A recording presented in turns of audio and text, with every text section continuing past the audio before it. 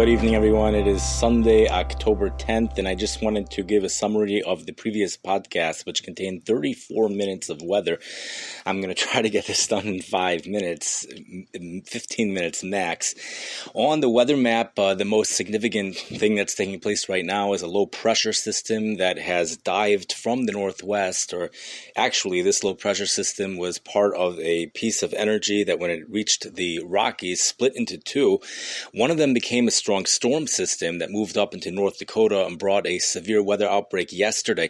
It's possible that that system is bringing some severe weather into northeast Minnesota and parts of Wisconsin this evening.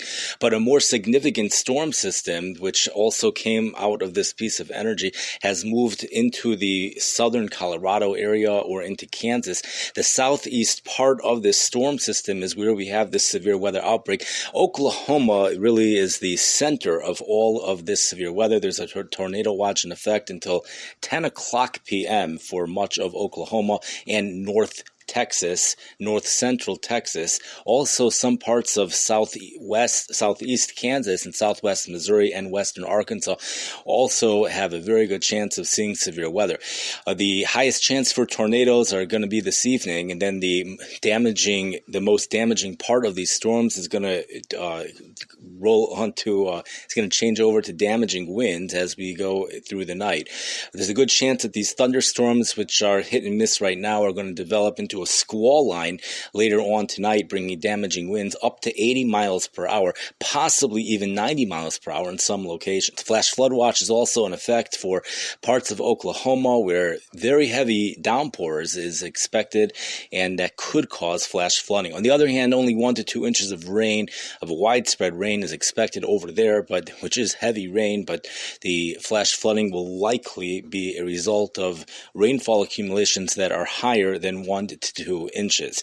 Large hail to the size of baseballs is also a possibility with some of this severe weather. One of the highest dangers with this situation right now is the fact that it's going to be occurring in the night, and that's always a more dangerous situation than when these tornadoes occur during the day. The safest place to be would be in a basement away from windows. That would be the safest place to sleep if you are in one of those areas. This low pressure system then moves on to the Great Lakes tomorrow and the Ohio Valley. It's going to be affected by this severe weather tomorrow. Chances for severe weather are just a possibility. There's also a possibility for tornadoes even in the Chicago area, but much less of a possibility than what has been happening in Oklahoma. But there is one thing extra that's going to be happening in Chicago. That is, the storms are going to be moving really quickly, 50 to 60 miles per hour, which means once a tornado warning is issued, if it is issued, there will not be much time to prepare for it. The most likely severe threat in the Chicago area is going to be damaging winds. Strong winds just above the surface of 50 to 60 miles per hour is what's going to be pushing these storms. But thunderstorms tend to bring winds down to the surface. So those are the types of winds that might be coming down to the surface. Whenever you have strong winds, there's always a chance for large hail as well. So there is a possible chance for severe weather for places like St. Louis, Missouri, Chicago, Illinois, Detroit, Michigan, and Cedar Rapids, Michigan as well. And I am not sure about Indiana. I know Northwest Indiana, and one would think this would include Indiana, but there was one map I saw in regards to something that excluded Northeast Indiana, and I do not know if this is what it is. Anyways, a cold front comes through as well tomorrow evening. Tomorrow we're going to be ahead of the front, so temperatures are likely going to hit 80 degrees. It seems like clouds popped up today with some precipitation, which prevented temperatures from hitting 80 degrees, at least during the main part of the day. If temperatures did hit 80 degrees here in Chicago, it happened much later in the day. Tomorrow we do have a chance of hitting 80 degrees. The humid conditions continue, and then tomorrow nights when that cold front moves through, well above normal temperatures continue even after that cold front moves through. We see temperatures in the 70s Tuesday all the way through Friday, really, and then temperatures finally drop into the low 60s by Shabbos. Overnight lows remaining in the low 60s for most of the week, possibly upper 50s, low 60s Thursday night. Then temperatures drop into the upper 40s to low 50s. Finally, that's going to be the first time this month we're going to have a temperature drop below 60 degrees. Probably also the first time this month we're going to have a dew point drop below 60 degrees. Would probably happen sometime on Thursday. Low pressure system currently over in the northwest Pacific. It's already on land with a strong cold front going all the way from northern Montana into the west central California area is going to be responsible. That storm system is going to be responsible for a major severe weather outbreak over mainly the Kansas area, but also Oklahoma as well, also Nebraska, parts of Missouri as well, perhaps even more significant than the one tonight. This severe weather outbreak is going to be taking place on the southeast side of the storm system, as it usually is. On the back side of the storm system, blizzard conditions are expected in the Colorado Rockies, the Rocky Mountains, not just Colorado. Actually, the main area that's going to be getting hit the hardest is going to be Wyoming and Montana, where 12 to 18 inches of snow. Some say 18 to 24 inches of snow is possible. AccuWeather max of 30 inches as well. This is also going to be bringing that cold front along that front after the front moves through. Even before the front moves through already, there's going to be strong winds ahead of the front and then strong winds behind the front. High wind warnings were in effect today and in effect especially for tomorrow through even parts of Tuesday. Wind speeds up to 75 mile per hour wind gusts over the Los Angeles County mountains. That's powerful winds. The National Weather Service is recommending to keep both hands on the steering wheel and be very careful while driving and to drive slow. Also, the best place to be is in the basement away from windows until the windstorm has passed. Stay away from trees and certainly forest areas. The high winds will be affecting Arizona, Nevada. These are all areas that are included in the high wind warning, especially Las Vegas, Nevada. Temperatures are going to fall 20 to 30 degrees below normal after the front moves through. We have overnight lows dropping to 3 degrees in Stanley, Idaho. But Stanley, Idaho does happen to be one of the coldest places in this country. Recently, it's been Peterson's, Utah, and I just wonder if Peterson's, Utah is going to be dropping below zero. That's what my prediction is, that we're going to be seeing the coldest temperature in the United States for a couple days this week, probably right around zero or even below zero in Peterson's, Utah, or just above zero in Stanley, Idaho. Areas of rain and snow probably accumulating only an inch in Stanley, Idaho, despite the fact that it will be an extended period of snow. But temperatures are going to be above 32 for much of the daytime, so plenty of melting. Evaporative cooling will keep the precipitation probably frozen for the most part, even though temperatures will go into the low 40s during the day. It's a large contrast in temperatures, 40-degree difference between night and day. But usually, in the past couple of weeks, actually, Stanley, Idaho has had 50-degree temperature differences between night and day. There has already been a 12 to 18-inch snowfall apparently in someplace in the Northwest, and it affected a marathon where they had to shut it down in the middle. The temperatures are going to remain cold after that. Another storm system will be moving across the Pacific Northwest in the mid part of the week. This one is not expected to be as strong, but it will bring another shot of cold air, and that is going to be the storm system, that cold front associated with that storm system. That's going to be the air that finally will be able to bring the dew points over here under 60 degrees and eventually even under 50 degrees. Temperatures are going to drop under 60 degrees. Temperatures under 60 degrees for the first time this month after that second storm system moves through. Temperatures will remain above normal even after that cold front moves through for our area, despite the fact that we have blizzard conditions that the first storm system bringing blizzard conditions up into the Northwest, that will not be bringing cold air to our area. And that system is also producing blinding dust storms in the desert Southwest.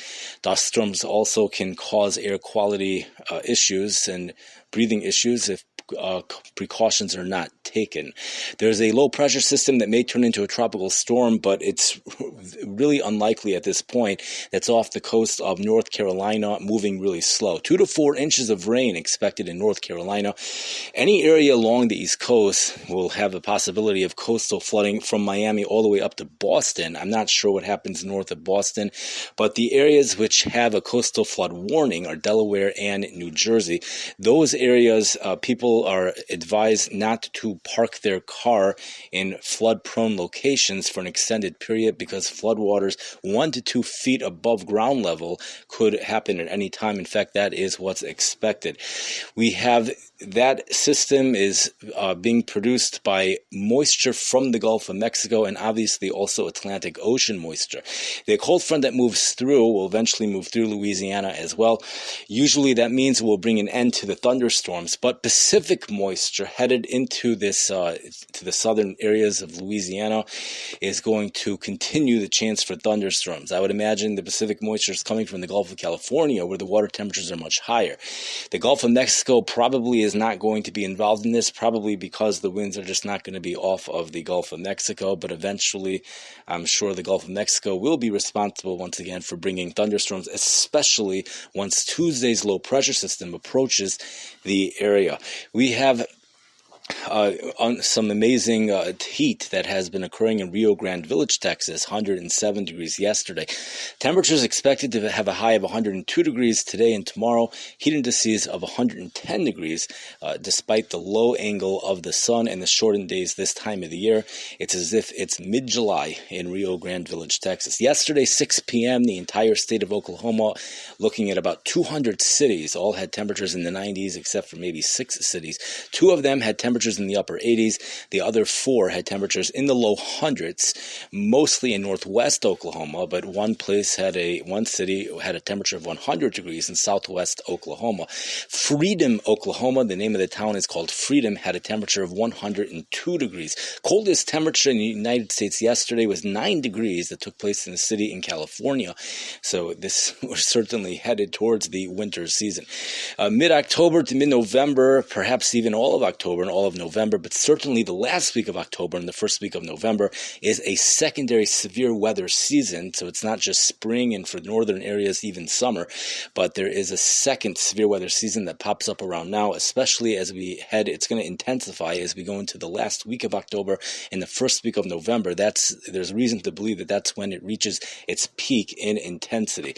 We had phenomenal rains that occurred in a city in Italy, about 29 inches of rain within a 12-hour period a week ago. 19 inches of that rain fell within a 7-hour period, and 7 inches of rain fell within 1 hour. That broke all records for Europe. The records tend to go back hundreds of years in Europe, unlike the United States, where records here in Chicago only go back to 1870. That brings this podcast, I'm trying to think, does it bring it to an end? We'll just mention these storm systems are going to be pretty strong as they move across the northwest. Barometric pressure is relatively strong at 29.4, but as they reach the Great Lakes, they're going to weaken and then dissipate. So the East Coast is going to be safe. This is due to a bulge in the jet stream. These storms are going to get pushed. Either they're going to dissipate or get pushed well up into Canada. The East Coast, along the coast, will have unsettled weather for the week, but well above normal temperatures. Normal high for Washington, D.C., 72 degrees this week. Temperatures will be higher than 72 each and every day. And then further inland, I believe those showers and thunderstorms will not happen. And the East Coast is safe from all this severe weather. Severe weather occurring, as we mentioned, dust storms and high wind for the desert southwest, and we have blizzards up in no blizzard warnings, winter storm warnings, however. Places getting 5 to 14 inches of snow in Billings, Montana. A week ago, Billings, Montana had a high temperature of 86 degrees. There's another city in the northwest also, it's getting snow, which a week ago had a high of 90 degrees. A week ago, Bismarck, North Dakota had highs in the low 90s, and then 1 week after the fall equinox, temperature was 100 degrees in Haven, North Dakota.